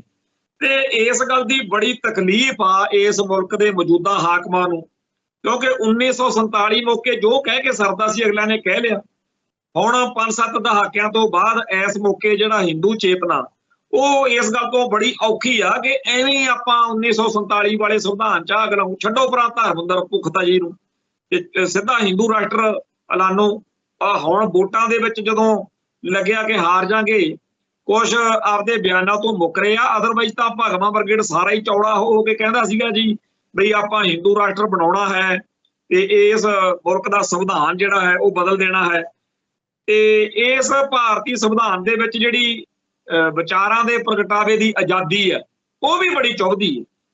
ਖਾਸ ਤੌਰ ਦੇ ਉੱਤੇ ਜਦੋਂ ਸਿੱਖ ਆਪਦੇ ਹੱਕ ਦੀ ਗੱਲ ਕਰਦੇ ਆ, ਇਨਸਾਫ ਦੀ ਗੱਲ ਕਰਦੇ ਆ, ਜਾਂ ਸਿੱਖ ਜਿਹੜਾ ਭਾਰਤ ਵਿੱਚ ਉਹਨਾਂ ਤੇ ਜ਼ੁਲਮ ਹੋ ਰਹੇ ਨੇ ਜਾਂ ਜਿਹੜੇ ਉਹਨਾਂ ਦੇ ਬਣਦੇ ਹੱਕ ਨੇ ਉਹਦੀ ਗੱਲ ਕਰਦੇ ਆ ਨਾ, ਉਦੋਂ ਹਿੰਦੂ ਬਹੁਤ ਸੰਮਤੀ ਆ ਜਿਹੜੀ ਸਾਂਝੀ ਚੇਤਨਾ, ਉਹਨੂੰ ਬੜੀ ਤਕਲੀਫ ਹੁੰਦੀ ਆ ਵੀ ਇਹ ਸਾਡੇ ਤੁਸੀਂ ਜੁੱਤੀਆਂ ਵਰਗੇ, ਜੁੱਤੀਆਂ ਤੋਂ ਵੀ ਹੇਠਾਂ, ਤੁਸੀਂ ਗੱਲਾਂ ਕਿਹੜੀਆਂ ਕਰਦੇ ਹੋ, ਕਿਹੜਾ ਤੁਹਾਡਾ ਇੱਥੇ ਹੱਕ ਬਣਦਾ, ਕਿਹੜਾ ਇਨਸਾਫ ਭਾਲਦੇ ਹੋ। ਉਹ ਇਸ ਚੱਕਰ ਦੇ ਵਿੱਚ ਵਿਚਾਰਾਂ ਦੇ ਪ੍ਰਗਟਾਵੇ ਦੀ ਆਜ਼ਾਦੀ ਨੂੰ ਕਿਸੇ ਨਾ ਕਿਸੇ ਤਰੀਕੇ ਨਾਲ ਦਾਬਣ ਦੇ ਲਈ ਉਹ ਕਾਨੂੰਨ ਬੜੇ ਬਣਾਉਂਦੇ ਆ। ਕਦੇ ਜਿਹੜੇ ਟਾਡਾ ਪੋਟਾ ਵਗੈਰਾ ਇਹ ਸਾਰੇ ਇਸੇ ਚੱਕਰ 'ਚ ਹੀ ਬਣੇ ਸੀ ਨਾ, ਵੀ ਜਿਹੜਾ ਬੋਲਦਾ ਰਗੜ ਦਿਓ, ਟੈਰਰ ਬਣਾਓ ਵੀ ਲੋਕ ਕੁਝ ਬੋਲਣੋਂ ਡਰਨ। ਪਰ ਸਿੱਖ ਕੁਝ ਹੋਰ ਮਿੱਟੀ ਦੇ ਬਣੇ ਹੋਏ ਨੇ। ਇਹ ਠੀਕ ਆ ਕਿ ਸਾਡਾ ਇੱਕ ਬਹੁਤ ਵੱਡਾ ਹਿੱਸਾ ਜਿਹੜਾ ਹੈਗਾ ਉਹ ਭਾਰਤ ਮਾਤਾ ਕੀ ਜੈ ਕਹਿਣ ਲੱਗਿਆ ਹੋਇਆ, ਤੇ ਕਲਗੀਧਰ ਦੇ ਲਾਲ ਬਣਨ ਦੀ ਬਜਾਏ ਉਹਨਾਂ ਨੂੰ ਲੱਗਦਾ ਕਿ ਮਾਤਾ ਦਾ ਮਾਲ ਬਣ ਕੇ ਸੌਖਾ ਟਾਈਮ ਲੰਘ ਸਕਦਾ। ਪਰ ਅਜੇ ਇੰਨਾ ਬੇੜਾ ਗਰਕ ਨਹੀਂ ਹੋਇਆ, ਅਜੇ ਸਾਡੀ ਕੌਮ ਦੇ ਵਿੱਚ ਤੱਤ ਹੈਗਾ ਤੇ ਸਾਨੂੰ ਇਹ ਵੀ ਲੱਗਦਾ ਰਹਿੰਦਾ ਕਿ ਕਦੇ ਨਾ ਕਦੇ ਕੋਈ ਇਹੋ ਜਿਹਾ ਚਮਤਕਾਰ ਵਾਪਰੂਗਾ ਜਿਹਦੇ ਨਾਲ ਇਹ ਸਾਰੇ ਦੇ ਸਾਰੇ ਜਿਹੜੇ ਲੋਕ ਨੇ ਦੁਬਾਰਾ ਫੇਰ ਭਾਰਤੀ ਮੁੱਖ ਧਾਰਾ ਨੂੰ ਮੱਥਾ ਟੇਕ ਕੇ ਸਿੱਖੀ ਦੀ ਮੁੱਖ ਧਾਰਾ 'ਚ ਆ ਜਾਣਗੇ। ਮੈਂ ਤਾਂ ਸਗਾ ਤੇ ਇਹ ਸੋਚਦਾ ਵੀ ਜਦੋਂ ਲਾਲਾ ਜਗਤ ਨਾਰਾਇਣ ਵਰਗੇ, ਇੰਦਰਾ ਗਾਂਧੀ ਵਰਗੇ ਕੰਮ ਕਰਦੇ ਆ ਨਾ, ਉਦੋਂ ਸਾਡੀ ਕੌਮ ਨੂੰ ਜਲਦੀ ਅੱਖ ਖੁੱਲਦੀ ਹੈ। ਜਦੋਂ ਲਾਲਾ ਜਗਤ ਨਾਰਾਇਣ ਠੋਕਿਆ ਗਿਆ, ਦੱਸਦੇ ਆ ਵੀ ਅੱਜ ਮੈਂ ਪੜ੍ਹਦਾ ਸੀ ਸਰਦਾਰ ਕਪੂਰ ਸਿੰਘ ਵਾਲੀ ਸਰਦਾਰ ਕਿਤਾਬ, ਇਹਦੇ 'ਚ ਲਿਖਿਆ ਹੋਇਆ ਬਕਾਇਦਾ ਬਈ ਉਹਨਾਂ ਦੇ ਭਰਾ ਨੇ ਜਦੋਂ ਜਾ ਕੇ ਦੱਸਿਆ ਬਈ ਰਾਤ ਲਾਲਾ ਠੋਕਤਾ ਇੱਥੇ, ਤੇ ਸਰਦਾਰ ਜੀ ਕਹਿੰਦੇ ਉਹ ਕਾਹਨੂੰ ਮਾਰਨਾ ਸੀ, ਬੜਾ ਲੋੜਾ ਮਾਰਿਆ, ਇਹ ਤਾਂ ਸਿੱਖਾਂ ਨੂੰ ਜਗਾਉਂਦਾ ਹੁੰਦਾ ਸੀ। ਸਾਨੂੰ ਇਹੋ ਜਿਹੇ ਬੰਦਿਆਂ ਦੀ ਲੋੜ ਆ ਜਿਹੜੇ ਸਾਡੇ ਸਿੱਖ ਜਜ਼ਬਾਤਾਂ ਨੂੰ ਲਾਂਬੂ ਲਾਉਣ, ਕਿਉਂਕਿ ਸਾਡੇ ਜਗਾਇਆ ਤਾਂ ਸਿੱਖ ਜਾਗਦੇ ਨੇ। ਸੰਤ ਭਿੰਡਰਾਂ ਵਾਲੇ ਲਗਾਤਾਰ ਲੱਗੇ ਰਹੇ। ਉਦੋਂ ਪਹਿਲਾਂ ਇਸ ਗੱਲ ਨੂੰ ਮੈਂ ਕਈ ਵਾਰੀ ਹੋਰ ਤਰੀਕੇ ਨਾਲ ਵੀ ਇੱਥੇ ਕਿਹਾ, ਉਹ ਸਰਦਾਰ ਜਗਜੀਤ ਸਿੰਘ ਚੌਹਾਨ ਦੀ ਇੱਕ ਇੰਟਰਵਿਊ ਸੀ। ਉਹ ਕਹਿੰਦੇ ਵੀ ਜੇ ਖਾਲਿਸਤਾਨ ਬਣ ਗਿਆ, ਸਵਾਲ ਕਰਨ ਵਾਲੇ ਨੇ ਪੁੱਛਿਆ ਵੀ ਇਹਦਾ ਰਾਸ਼ਟਰ ਪਿਤਾ ਕੌਣ ਹੋਊ? ਉਹ ਕਹਿੰਦੇ ਕਿ ਸਾਡੇ ਰਾਸ਼ਟਰ ਮਾਤਾ ਬਣਾਉਣੀ ਪੈਣੀ। ਗਿਆਨੀ ਜੈਲ ਸਿੰਘ ਗਿਆਨੀ ਜਿਹੜਾ ਸੀ ਡਾਕਟਰ ਜਗਜੀਤ ਸਿੰਘ ਚੌਹਾਨ ਨੂੰ ਪੁੱਛਿਆ ਵੀ ਕੌਣ? ਉਹ ਕਹਿੰਦੇ ਜੀ ਇੰਦਰਾ ਗਾਂਧੀ। ਉਹ ਕਹਿੰਦੇ ਕਿਵੇਂ? ਕਹਿੰਦਾ ਜੀ 1970-71 ਤੋਂ ਤਾਂ ਮੈਂ ਲੱਗਿਆ ਹੋਇਆ ਸੀ ਵੀ ਖਾਲਿਸਤਾਨ ਦੀ ਲੋੜ ਆ ਸਿੱਖਾਂ ਨੂੰ, ਮੇਰੀ ਕਿਸੇ ਨੇ ਨਹੀਂ ਸੁਣੀ, ਉਲਟਾ ਮੈਨੂੰ ਬਦਨਾਮ ਕਰਦੇ ਰਹੇ। ਫਿਰ ਦਰ ਖਾਲਸਾ ਵਾਲੇ 1978 ਦੇ ਸਾਕੇ ਤੋਂ ਬਾਅਦ ਲੱਗੇ, ਇਹਨਾਂ ਦੀ ਨਹੀਂ ਕਿਸੇ ਨੇ ਸੁਣੀ। ਫਿਰ ਬੱਬਰ ਖਾਲਸਾ ਵਾਲੇ ਲੱਗੇ, ਫਿਰ ਹੋਰ ਕਈ ਧਿਰਾਂ ਧੜਿਆਂ ਨੇ ਖਾਲਿਸਤਾਨ ਕਿਹਾ, ਪਰ ਕਿਸੇ ਨੇ ਨਹੀਂ ਸੁਣੀ। ਅਖੀਰ ਗੱਲ ਆ ਗਈ 1984 ਜਦੋਂ ਇੰਦਰਾ ਗਾਂਧੀ ਨੇ ਅਟੈਕ ਕੀਤਾ ਤਾਂ ਰਾਤੋਂ ਰਾਤ ਸਾਰੀ ਕੌਮ ਨੂੰ ਸਮਝ ਲੱਗ ਗਈ ਕਿ ਖਾਲਿਸਤਾਨ ਬਗੈਰ ਗੁਜ਼ਾਰਾ ਨਹੀਂ। ਸੋ ਜਿਵੇਂ ਇੰਦਰਾ ਗਾਂਧੀ ਨੇ ਸਿੱਖਾਂ ਨੂੰ ਜਗਾਇਆ, ਉਵੇਂ ਤਾਂ ਕੋਈ ਨਹੀਂ ਜਗਾ ਸਕਦਾ। ਸੋ ਖਾਲਿਸਤਾਨ ਦੇ ਰਾਹ ਤੋਰਨ ਵਾਲੀ ਤਾਂ ਇੰਦਰਾ। ਜਦੋਂ ਇਹ ਦੋ ਪਰਸਨੈਲਿਟੀਜ਼ ਦਾ ਜ਼ਿਕਰ ਛੱਡਦਾ ਤਾਂ ਮੈਨੂੰ ਚੇਤੇ ਆਉਂਦਾ ਕਿ ਸਾਡੀ ਭਾਰਤ ਮਾਤਾ ਦੇ ਪੈਰਾਂ ਵੱਲ ਨੂੰ ਵਧਣ ਵਾਲਾ ਜਿਹੜਾ ਕੰਮ ਵਧਿਆ ਨਾ, ਉਦੋਂ ਹੀ ਵਧਿਆ। ਜਿਹੜਾ ਸਾਡੀ ਕੌਮ ਦੇ ਵਿੱਚ ਕਲਗੀਧਰ ਦੇ ਲਾਲ ਬਣਨ ਦੀ ਥਾਂ ਮਾਤਾ ਦਾ ਮਾਲ ਬਣਨ ਵਾਲੀ ਬਿਰਤੀ ਵਧੀਆ ਨਾ, ਉਦੋਂ ਵਧੀਆ ਜਦੋਂ ਭਾਗਮਾ ਬ੍ਰਿਗੇਡ ਪਲੋਸ ਕੇ ਬੜੇ ਪਿਆਰ ਜੇ ਨਾਲ ਤੁਸੀਂ ਸਾਡੇ ਭਰਾ ਆਏ ਹੋ ਤੇ ਗੱਲਾਂ ਸਾਤੋਂ ਕਿਹੜੀਆਂ ਕਹਾਣੀਆਂ ਸ਼ੁਰੂ ਕਰਤੀਆਂ ਉਹਨਾਂ ਨੇ। ਹੁਣ ਸਾਡੇ ਸਿੱਖ ਵੀ ਆਪ ਹੀ ਉਹ ਕਮਲ ਕੁੱਟਣ ਲੱਗੇ ਹੁੰਦੇ ਨੇ ਵੀ ਹਾਂਜੀ ਇਹ ਜਿਹੜੇ ਗੁਰੂ ਗ੍ਰੰਥ ਸਾਹਿਬ ਆ ਇਹ 5ਵਾਂ ਵੇਦ ਆ, ਹਾਂਜੀ ਹਾਂ ਇਹ ਜਿਹੜੇ ਗੁਰੂ ਸਾਹਿਬਾਨ ਸੀਗੇ ਇਹ ਸਾਰੇ ਹਿੰਦੂ ਦੇਵੀ ਦੇਵਤਿਆਂ ਵਾਂਗੂ ਰੱਬਾਂ ਭਗਵਾਨ ਜਿਹੜੇ ਉਹਨਾਂ ਦੇ ਨਹੀਂ ਹਿੰਦੂਆਂ ਦੇ ਵੀ ਉਹਨਾਂ ਦੇ ਹੀ ਉਹ ਅਵਤਾਰ ਸੀਗੇ ਜੀ 10 ਗੁਰੂ ਸਾਹਿਬਾਨ। ਫਿਰ ਉਹ ਕਹਿੰਦੇ ਜੀ ਤਾਂ ਜਿਵੇਂ ਮਹਾਰਾਣਾ ਪ੍ਰਤਾਪ, ਸ਼ਿਵਾਜੀ ਮਰਹੱਟਾ, ਉਵੇਂ ਹੀ ਸਾਡੇ ਸਿੱਖ ਨਾਇਕ ਨੇਗੇ। ਸਿੱਖਾਂ ਨੂੰ ਹਿੰਦੂ ਇਜ਼ਮ ਹੜੱਪਣ ਨੂੰ ਫਿਰਦਾ ਤੇ ਸਾਡੇ ਬੰਦੇ ਚੌੜੇ ਹੋ ਕੇ ਉਹੀ ਸਾਰਾ ਕੁਝ ਕਹਿੰਦੇ ਆ ਜਿਹੜਾ ਕੁਛ ਰਾਸ਼ਟਰੀ ਸਿੱਖ ਸੰਗਤ ਕਹਿੰਦੀ। ਤੋ ਜਿਹੜਾ ਇਹ ਉਹਨਾਂ ਦੇ ਮੂੰਹ ਵੱਲ ਨੂੰ ਭੱਜੇ ਜਾਣਾ ਵੀ ਉਹਨਾਂ ਦੇ ਪੈਰ 'ਚ ਪੈਰ ਰੱਖਣਾ, ਇਹ ਚੀਜ਼ ਸਾਡੇ ਲਈ ਬੜੀ ਖਤਰਨਾਕ ਹੈ। ਪਰ ਸਾਡੀ ਕੌਮ ਨੂੰ ਸਮਝ ਨਹੀਂ। ਅੱਜ ਜੈ ਸ਼ੰਕਰ ਜਿਹੜਾ ਵਿਦੇਸ਼ ਮੰਤਰੀ ਆ ਇੰਡੀਆ ਦਾ, ਉਹਨੇ ਇੱਥੇ ਕਿਹਾ ਕਿ ਵਿਚਾਰਾਂ ਦੇ ਪ੍ਰਗਟਾਵੇ ਦੀ ਆਜ਼ਾਦੀ ਆ ਜਿਹੜੀ ਉਹ ਬੜੀ ਖਤਰਨਾਕ ਆ। ਕਹਿੰਦਾ ਕੈਨੇਡਾ ਦੇ ਵਿੱਚ ਕਹਿੰਦਾ ਇਹ ਹਿੰਸਾ ਦੀ ਵਕਾਲਤ ਕਰਦੇ ਆ ਲੋਕ। ਪ੍ਰਗਟਾਵੇ ਦੀ ਆਜ਼ਾਦੀ ਵਿਦੇਸ਼ੀ ਮੁਲਕ 'ਚ ਵੱਖਵਾਦ ਅਤੇ ਅੱਤਵਾਦ ਦੀ ਹਮਾਇਤ ਨਹੀਂ ਹੋ ਸਕਦੀ। ਖਾਲਿਸਤਾਨੀਆਂ ਦਾ ਇੱਕ ਗੁੱਟ ਵਰ੍ਹਿਆਂ ਤੋਂ ਕੈਨੇਡਾ ਦੇ ਆਜ਼ਾਦ ਖਿਆਲ ਕਾਨੂੰਨਾਂ ਦੀ ਦੁਰਵਰਤੋਂ ਕਰ ਰਿਹਾ, ਪਰ ਜਦੋਂ ਕੈਨੇਡਾ ਸਰਕਾਰ ਦੀ ਕੋਈ ਸਿਆਸੀ ਮਜਬੂਰੀ ਹੁੰਦੀ ਹੈ ਤਾਂ ਉਹ ਜਿਹੇ ਅਨਸਰਾਂ ਨੂੰ ਆਪਣੇ ਵੋਟ ਬੈਂਕ ਲਈ ਵਰਤਦੇ ਨੇ। ਲੰਬੀ ਚੌੜੀ ਖਬਰ ਆ। ਮੋਟੇ ਤੌਰ ਤੇ ਉਹਨੇ ਇਹ ਕਿਹਾ ਕਿ ਜੀ ਜਿਹੜੀ ਫਰੀडम ਆਫ ਸਪੀਚ ਆ ਉਹਦੇ ਰਾਹੀਂ ਵਾਇਲੈਂਸ ਨੂੰ ਐਡਵੋਕੇਟ ਕੀਤਾ ਜਾ ਰਿਹਾ।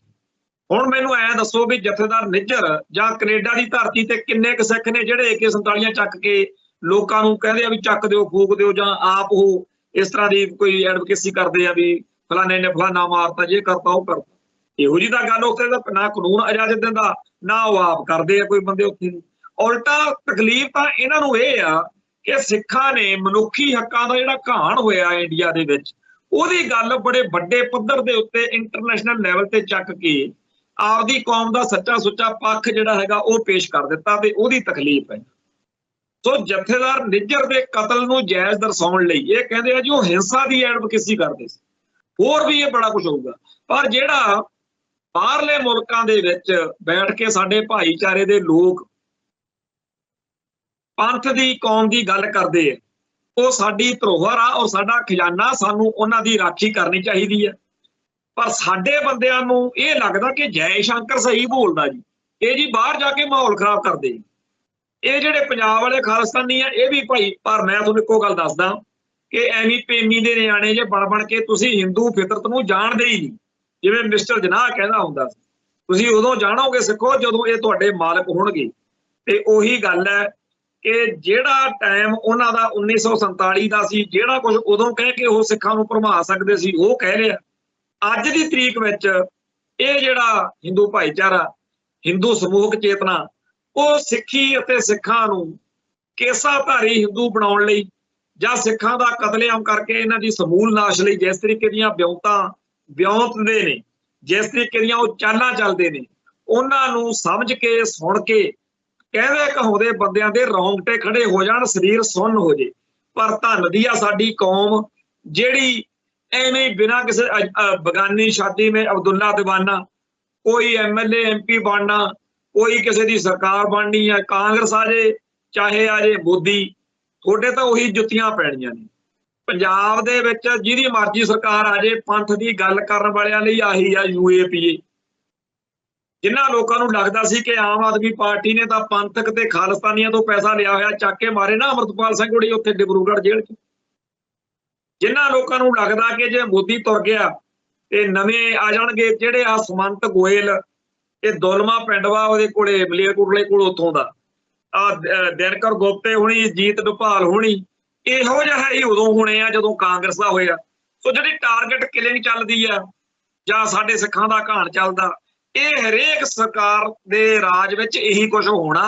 ਸਾਨੂੰ ਤਾਂ ਇਹ ਗੱਲ ਵਿਚਾਰਨੀ ਚਾਹੀਦੀ ਆ ਕਿ ਦੁਨੀਆ ਭਰ ਦੇ ਵਿੱਚ ਆਪਦੇ ਹੋਰਨਾਂ ਮੁਲਕਾਂ ਦੇ, ਹੋਰਨਾਂ ਧਰਮਾਂ ਦੇ, ਹੋਰਨਾਂ ਕੌਮਾਂ ਦੇ ਹਮਾਇਤੀ ਪੈਦਾ ਕਰੀਏ, ਉਹਨਾਂ ਦੇ ਬਾਰੇ ਉਹਨਾਂ ਦੇ ਦਿਲ ਦਿਮਾਗ 'ਚ ਆਪਣੀ ਕੌਮ ਦਾ ਪੱਖ ਪੇਸ਼ ਕਰੀਏ, ਉਹ ਲਿਖਤਾਂ ਉਹ ਬੰਦੇ ਪੈਦਾ ਕਰੀਏ ਜਿਹੜੇ ਸਾਡੀ ਕੌਮ ਦੀ ਹਕੀਕਤ ਨੂੰ, ਸੱਚਾਈ ਨੂੰ, ਸਾਡੇ ਨਾਲ ਹੋ ਰਿਹਾ ਮਨੁੱਖੀ ਹੱਕਾਂ ਦੇ ਘਾਣ ਨੂੰ ਦੁਨੀਆ 'ਚ ਲੈ ਕੇ ਜਾਣ, ਤਾਂ ਕਿ ਉਹ ਦਿਨ ਆਵੇ ਜਦੋਂ UNO ਦੇ ਵਿੱਚ ਹੋਰਨਾਂ ਮੁਲਕਾਂ ਦੇ ਵਿਚਾਲੇ ਸਾਡਾ ਵੀ ਝੰਡਾ ਝੂਲੇ। ਇੱਥੇ ਸਮਾਪਤੀ ਆ, ਕੱਲ ਫਿਰ ਮਿਲਾਂਗੇ। ਨਾਨਕ ਨਾਮ ਚੜ੍ਹਦੀ ਕਲਾ, ਤੇਰੇ ਭਾਣੇ ਸਰਬੱਤ ਦਾ ਭਲਾ। ਵਾਹਿਗੁਰੂ ਜੀ ਕਾ ਖਾਲਸਾ, ਵਾਹਿਗੁਰੂ ਜੀ ਕੀ ਫਤਿਹ।